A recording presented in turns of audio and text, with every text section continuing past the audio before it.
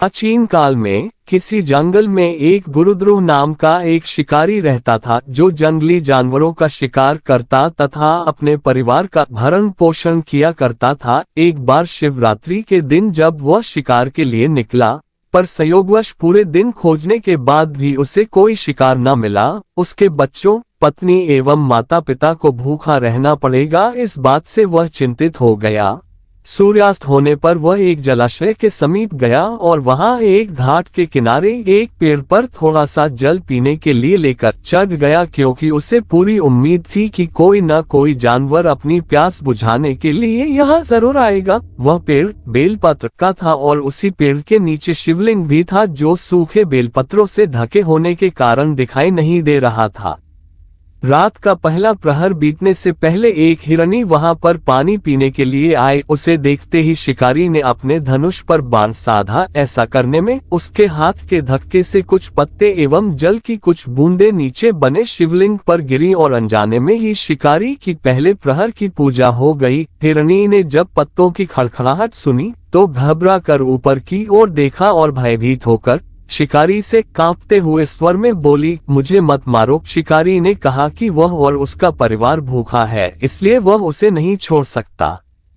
हिरनी ने वादा किया कि वह अपने बच्चों को अपने स्वामी को सौंप कर लौट आएगी, तब वह उसका शिकार कर ले। शिकारी को उसकी बात का विश्वास नहीं हो रहा था। उसने फिर से शिकारी को ये कहते हुए अपनी बात का भरोसा करवाया कि जैसे सत्य पर ही धरती टिकी है, समुद्र मर्यादा में रहता है और झरनों से जल धाराएं गिरा करती हैं, वैसे ही वह भी सत्य बोल रही है। क्रूर होने के बावजूद भी शिकारी को उस पर दया आ गई और उसने जल्दी लौटना कहकर उस हिरनी को जाने दिया।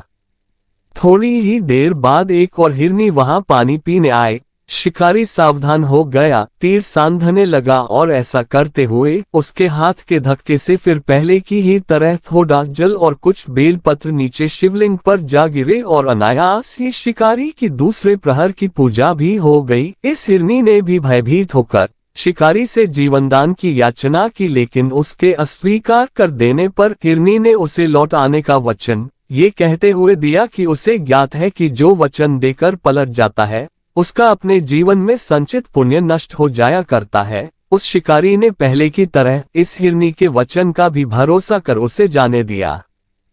तो वह इसी चिंता से व्याकुल हो रहा था कि उनमें से शायद ही कोई हिरनी लौट के आए और अब उसके परिवार का क्या होगा। इतने में ही उसने जल की ओर आते हुए एक हिरण को देखा। उसे देखकर शिकारी बड़ा प्रसन्न हुआ। अब फिर धनुष पर बाण चाहने से उसकी तीसरे प्रहर की पूजा भी स्वतः ही संपन्न हो गई, लेकिन पत्तों के गिरने की आवाज से वह हिरण सावधान हो गया।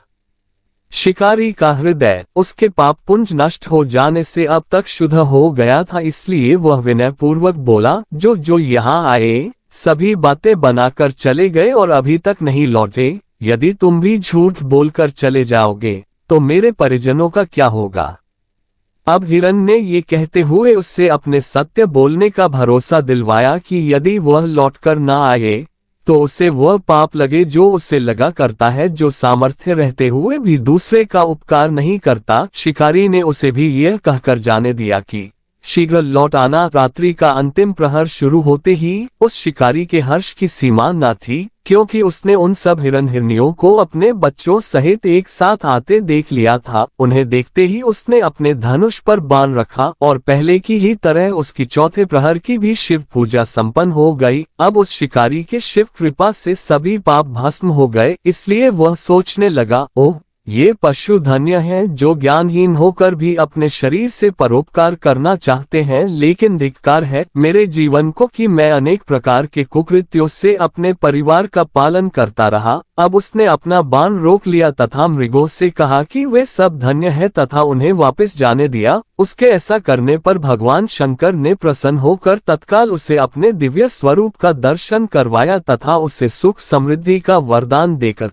गोह नाम प्रदान किया। मित्रों, यही वह गोह था जिसके साथ भगवान श्री राम ने मित्रता की थी।